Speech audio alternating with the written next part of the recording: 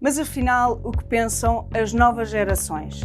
Next Gen Talks, um podcast videocast da Merck Portugal sobre o que move e preocupa os jovens millennials e geração Z.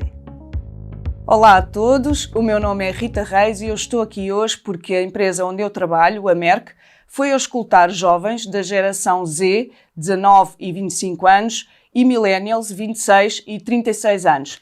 Foi fazê-lo através de um estudo realizado em 12 países da Europa para saber o que pensam sobre áreas como a saúde emocional e física, inovação, sustentabilidade e o futuro.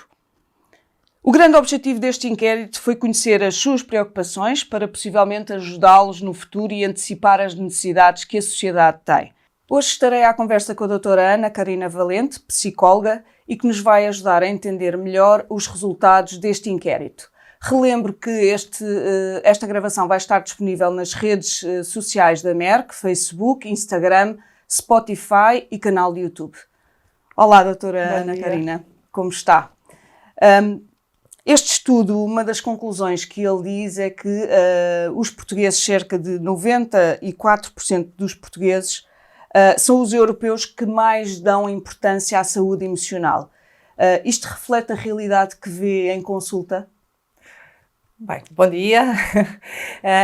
Normalmente nós, no âmbito clínico, acabamos por trabalhar pouco nas questões da prevenção e, portanto, aparecem-nos casos de jovens que têm mais dificuldades em fazer uma gestão da sua saúde. Mas estes resultados parecem que são muito expressivos e muito importantes, e todos nós devemos refletir sobre isto. Portanto, os nossos jovens adultos estão a olhar para a sua saúde, para a sua saúde emocional, para a sua saúde física. Eu sinto que a pandemia trouxe isto de bom. Nunca se falou tanto de saúde mental como nos últimos anos, e este aumento da informação faz com que também os jovens olhem para isto com esta importância. Não havendo saúde sem saúde mental, portanto, isto são ótimos resultados para todos. Certo. Como é que se ajuda estes jovens a encontrar este equilíbrio entre a saúde física, mental e as exigências do dia-a-dia? Como é que ajudamos estes jovens? Ensiná-los a priorizar. Muitas vezes as validações internas e as nossas crenças ainda estão influenciadas pelas gerações anteriores, que quando trabalhado sol a sol era uma grande qualidade. E ouvimos isto ao longo do nosso crescimento. E, portanto, nós temos que priorizar, porque se não priorizarmos, nós podemos adoecer. Nós perdemos a nossa funcionalidade. Eu costumo dar este exemplo. Se eu fosse uma máquina e tivesse 24 sobre 24 horas ligada no máximo, eu vou avariar. E nós funcionamos um bocadinho da mesma forma, com mais ou menos resiliência, nós vamos adoecer. E os jovens já sabem disto. Eles sabem que se estiverem sempre a testar os seus limites, se estiverem sempre nos seus limites, se não tiverem atenção à sua saúde mental, ao seu bem-estar, às suas emoções positivas, eles vão perder a sua funcionalidade e muitas vezes até adoecer. Os pais também desempenham aqui um papel importante, não? É muito importante. Muitas vezes são os primeiros modelos que nós seguimos. E no âmbito da saúde mental, a rede que nós temos à volta, muitas vezes é a nossa almofada. Mas os pais também nem sempre fazem uma ótima gestão da sua saúde, ou do seu tempo, ou das suas emoções. Muitas vezes as próprias famílias também ainda não aprenderam a viver melhor, no sentido de também retirar da vida um lado bom, um lado positivo. O papel que as redes sociais desempenham também nesta destabilização emocional, Sim. se é que podemos dizer assim, é evidente, não é? Ou qual é a sua percepção desta influência? É evidente. Na verdade, as redes sociais têm muitos benefícios, nós não devemos esquecer-nos disto, mas, na verdade, uma má utilização das redes sociais traz muitas consequências, pode ter um impacto muito negativo nos nossos jovens e em todos nós, de uma forma geral.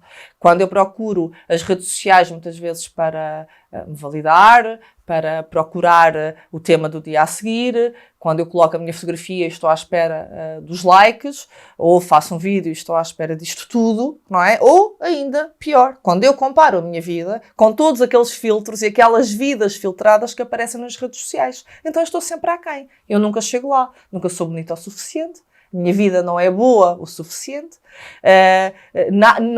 Portanto, muitas vezes nós comparamos o pior com o melhor dos outros. Porque é isso que as redes sociais espelham. Isso tem muito impacto. Portanto, os estudos, as evidências são claras. Uma má utilização das redes sociais tem um impacto muito negativo na saúde psicológica, está diretamente ligado a comportamentos de dependência, ansiedade, depressão, problemas alimentares, etc, etc. A lista é enorme. E, portanto, aqui também os pais devem fazer uma monitorização. Não se espera que jovens consigam fazer esta regulação toda e ter esta consciência. Mas tem que haver limites. Mas como é que se faz uma monitorização a jovens que têm entre 19 e 25 Sim. ou 26 e 36, para me referir às gerações que foram aqui avaliadas? Como é que se monitoriza, como é que se ajuda nestas idades? Eu só sei uma forma, através da comunicação. O que é que estás a ver, o que é que estás a sentir, o que é que tiveste a ver hoje, qual é o último tema, não é? Estar informado, estar atento. E os pais podem ser esse porto de abrigo, não é? E, portanto, famílias que comunicam, famílias que falam, interajudam-se. Certo. Pronto, as redes sociais também trazem alguns benefícios, certo? Como já referiu. E os jovens, uma grande parte dos jovens referiu exatamente isso, que busca informação nas redes sociais. A questão aqui é exatamente que tipo de informação e se essa informação é fidedigna o suficiente para eles obterem boa direção na sua vida, digamos assim. Nem sempre nem nunca, não é? Portanto, há de facto algumas informações que estão nas redes sociais que são importantes e que muitas vezes os jovens que sentem algumas dificuldades vão à procura e encontram até nas redes sociais algum suporte e isso é importante, é um dos grandes benefícios. Por outro lado, não sendo uma informação muitas vezes filtrada, podemos correr aqui grandes riscos, não é? Que é aquele jovem estar a ser influenciado por uma informação que é falsa. Por outro lado, este estudo também nos diz que, ao nível da saúde, estes jovens adultos procuram os profissionais de saúde. É nos profissionais de saúde que está a sua confiança. E, portanto, eu penso que isto é uma informação importante porque pode minimizar aqui algumas consequências desta informação recebida que nem sempre é verdadeira. Isso. Eu acho que esse é das mensagens principais deste estudo. De facto, o facto dos portugueses confiarem na informação que os profissionais de saúde dão. E isso é o que encontra na sua realidade. A doutora Ana sente que estes jovens e que estas pessoas confiam na sua recomendação, que a procuram para esta recomendação? Sim. E vêm por vontade própria. Não é? E, portanto, isso mostra que, apesar de ainda existir aqui um estigma associado à saúde mental, até porque é uma coisa que não se vê, não é palpável, as novas gerações já fazem esta procura de informação e vão ter com os profissionais para receber essa ajuda. Porque sabem também que uma intervenção precoce pode fazer a diferença. Mas também não posso deixar de transmitir que muitas vezes os casos quando chegam já são graves. Pois, o que é que podemos fazer? Lá está, é a comunicação. O que é que podemos fazer para que estes jovens cuidem mais da sua saúde emocional de forma a não necessitarem ou a não necessitarem numa situação extrema de pedir ajuda? Sim, sem dúvida aumentar a informação, a literacia, é muito importante. Se eu tiver mais informação sobre mim, sobre a saúde, sobre as emoções, sobre a saúde psicológica, o bem-estar, eu posso escolher cuidar de mim. Se eu não souber, é mais difícil tomar essa decisão. Por outro lado, parece-me que é importante apostar cada vez mais em programas de informação e de prevenção no âmbito da saúde, que promovam o autocuidado, a consciência, o bem-estar, no sentido de promover desde cedo um comportamento mais saudável. Certo. Isto pode fazer diferença, porque fica mais enraizado. Não é? E muitas vezes isto já acontece. Nós temos várias escolas que têm o mundo das emoções, as escolas das emoções, as consultas de psicologia e, portanto, isto tem vindo a mudar. E ainda bem, mas ainda não é o suficiente. Pois. Temos que fazer mais. É começar desde cedo, mesmo para as gerações ainda mais jovens do que estas que foram analisadas, para se tornar cada vez mais natural e menos tabu diria. Isso mesmo.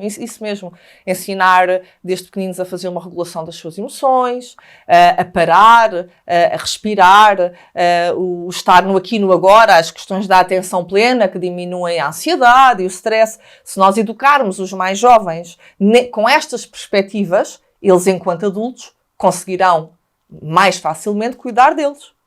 Isto parece-me muito importante. Tem na sua consulta casos de jovens que se preocupem com a sua saúde emocional? Ou seja, mesmo que vão ter consigo numa situação já de pedido de ajuda, depois são jovens que passam a ter isso como uma preocupação prioritária? Sim. Essa é a mudança.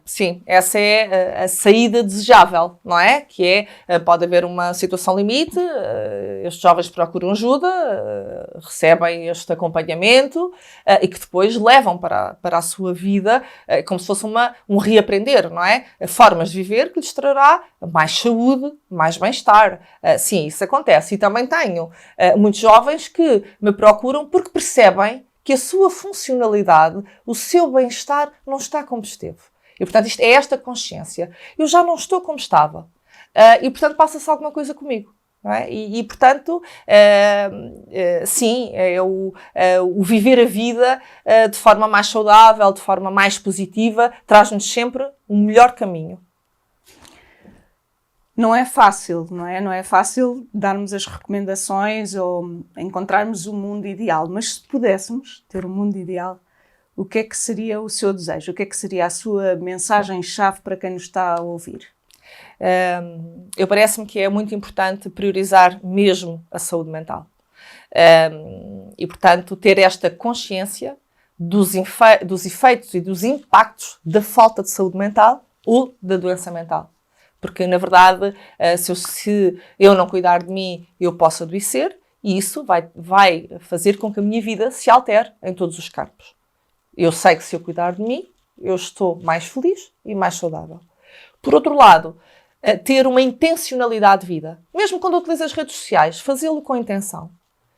Ter a intenção de sair de casa, de cuidar de mim, de fazer um desporto. Isto depois é à medida de cada um. Não há um programa chapa 5 que resulte com todas as pessoas. E não deve haver, porque nós somos únicos.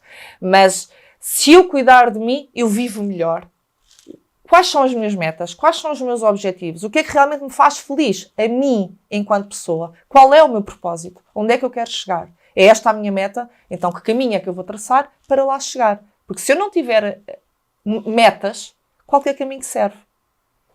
E muitas vezes isso não traz o bem-estar que eu preciso para viver bem a minha vida.